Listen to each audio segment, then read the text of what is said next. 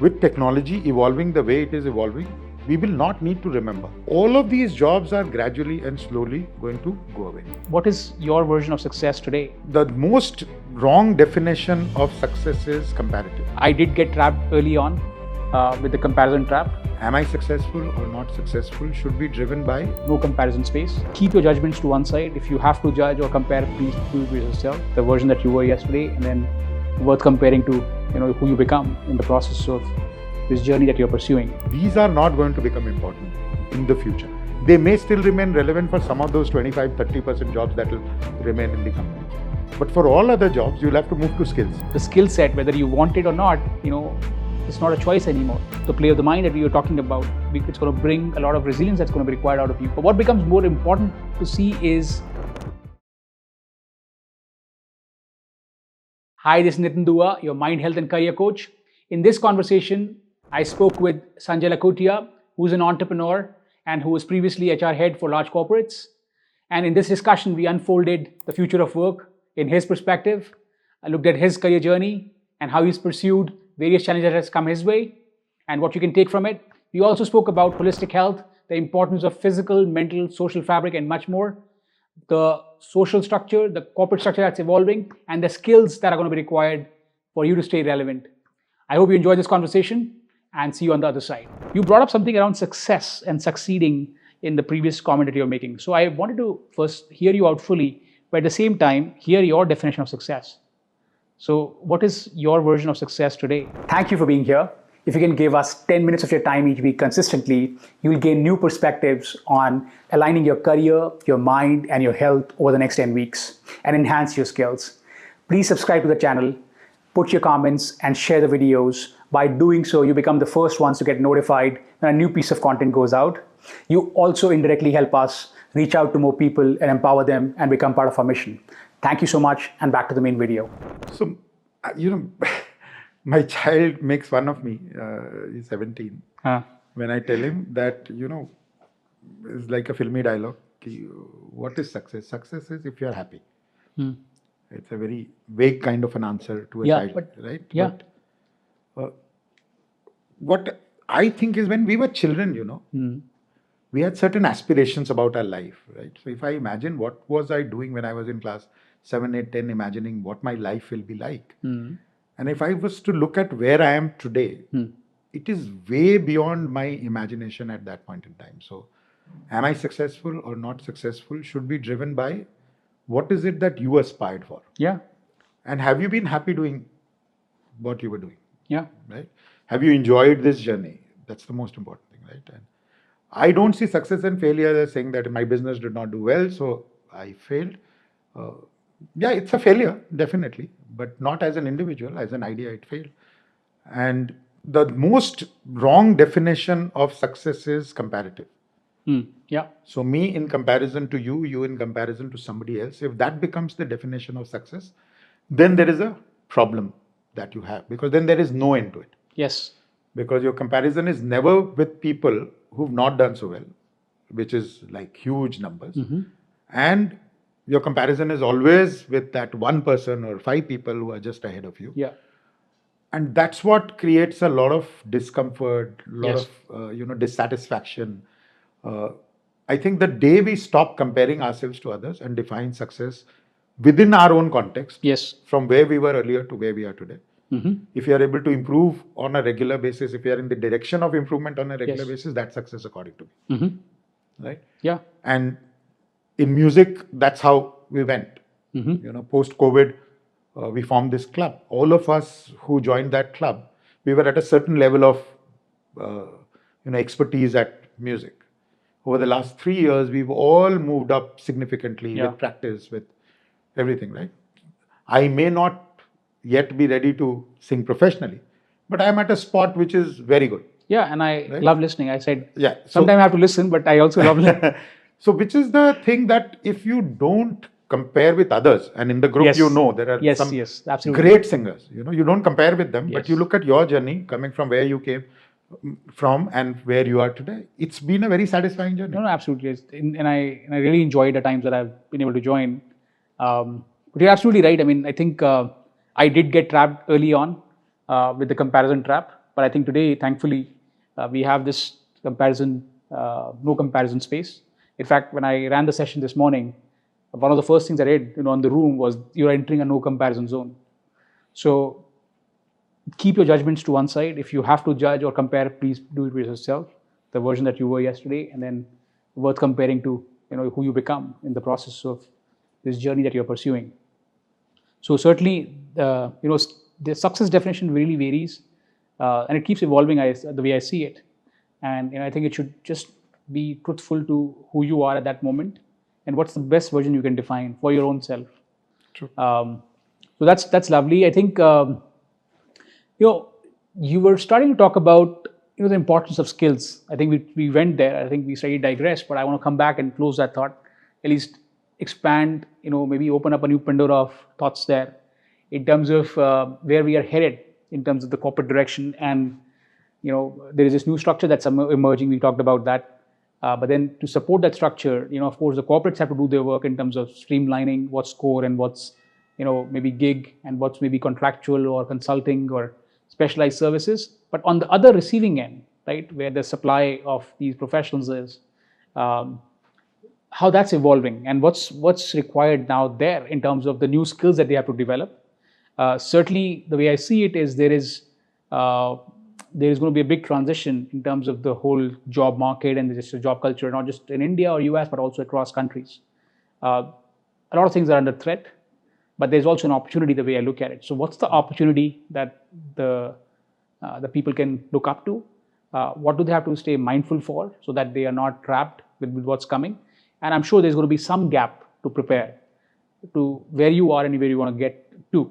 What are these important skills? How should they think about that? Sure. See, we have to look at what is happening. Especially like if you can contextualize this maybe to people who are mid-career, who Sure. have experienced work, but they are still not, let's say, they're still figuring out in terms of where they want to pursue. And then there's this new drama that's coming in, sometimes based on nothing to do with them, but just overall how the market evolves. Sure. See, if you look at how we've looked at our career, right? A lot of work dependent on your ability to remember certain things in the corporate, which means the tax laws, the processes. There are certain things that you have to remember, and then use that to be able to take judgments for the business, right? Now, with technology evolving the way it is evolving, we will not need to remember. Also, a lot of work that we've been doing has been mostly processing transactions, which is either feeding in information, then creating a report out of it, then taking a decision based on it, and then assigning tasks to people and reviewing their work. Right? That's the cycle for a mid-management person, where you are either giving tasks to certain groups of people and then you are reviewing. Many of these things will go away. They've started to go away already. Yeah. So all the data entry kind of work is going away. Yeah. All the responses that we have to give to questions of people about something or the other is going away. So your call centers are gone, are going away in a very significant way today. Technology is taking on whatever is transactional. Yeah. Right? The managerial role also, where it is the role of a paper pusher, where you're not adding value. Your predominant job is to just manage a group of people. All of this is going to get automated. So what is changing for us is that your ability to hold information in your head is not going to be so important. Because all that information is going to become available on a click of a button. I can call for a GST rule at any point in time, and it will tell me exactly the question that I'm answering and what the action should be, right? Similarly, all the compliances that we've been used to doing, all of them are getting automated. Yeah, absolutely. The government is actually making it easier for you to connect with them electronically. So you don't have to go fill challans on the websites. We are not there yet, but we are moving there. Yeah, absolutely. Most of it is already happening. So many of these skills that we used to have, which gave us jobs because they were voluminous and they required certain people to do it in a correct manner, and also to check. Now you don't need to check. The machines are checking it. They are becoming foolproof. They are trapping the error at source. Yeah. So all of these jobs are gradually and slowly going to go away. No, I mean, this has already been happening. I mean, just several years ago, I had this opportunity to be a CXO at a large corporation. We had 2,000 member workforce. And one of the things that when I went in, we were undertaking this digital transformation. Back in the day, I still saw what you said. I mean, and it's just been growing at a very significant pace. Sure. That most of it was operations. There was a large workforce.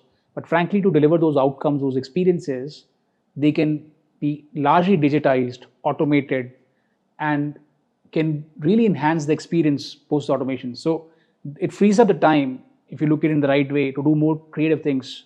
But it has taken us these many years. I'm talking about 2018, but it's taken us these years to get here. The technology has certainly evolved at a different pace. But what becomes more important to see is, okay, we are here, but where are we headed? What skills are important? How do people prepare? It's going to bring a lot of this the play of the mind that we were talking about. It's going to bring a lot of resilience that's going to be required out of you, whether you're an entrepreneur or an employee or a contractor. You will probably have to go through these rides of emotions that the entrepreneur goes to, because you're pretty much on your own in a remote setting in many cases. So the skill set, whether you want it or not, it's not a choice anymore. It's kind of going to come through to you. So you better be prepared for it. Is that the way you think, or It is going to be very different, So the way we've been looking at our careers, the way we make our CV, is going to become very important, because people are going to look for skills going forward, not your qualification, not your experiences. In the way that I was, an HR executive, a finance manager, a marketing manager, a general manager finance, or general manager operations. These are not going to become important in the future. Yeah. They may still remain relevant for some of those 25-30% jobs that will remain in the company. But for all other jobs, you'll have to move to skills. So there's a huge learning everybody has to do, the corporates as well as everybody who's going to seek assignments. That how do I present my skills to the corporate world? And also how do I seek skills from the individuals? So that then we can work together to make certain things happen. And skills are going to be, in some cases, very technical. So they're very hard. So artificial intelligence, this technology, that technology, those are the hard skills. There will be a lot of soft skills that will be required. Problem solving will become a very important skill. Yeah, absolutely. Collaboration will become a very important skill. To be able to work with so many different people. Project management is going to become a very important skill. To just break down work into activities that can be monitored and assigning work in a manner that you can measure movement of work. This by itself is a skill that you will have to develop. Because otherwise you will not be able to survive in the corporate world going forward. And I don't know how far ahead this is, but I would estimate anywhere between 5 to 10 years, there will be a significant change in the way that work happens. Probably sooner. Yeah, maybe sooner. But yeah, definitely 5 to 10 years. We have to learn to use the tools and technologies in a better manner than what we are doing today. You don't have to do so many things that you were doing earlier. So you will have to understand the shift, which are the right tools to use, in which context, and then be able to work more efficiently than what you're doing earlier. Yeah, and how do you align yourself then, right? In terms of, okay, this is happening at a structural level, but the individual also has to prepare in terms of aligning what they are best positioned to do. Sure. And sort of also something that not just pays the bills, but also creates a satisfaction. Sure. While at the same time, lets them grow and progress, and maybe over time, if they can, add the purpose and add meaning to their lives. Sure. If that's coming through work, what's your take on it? How should the individual think about it? See, there's this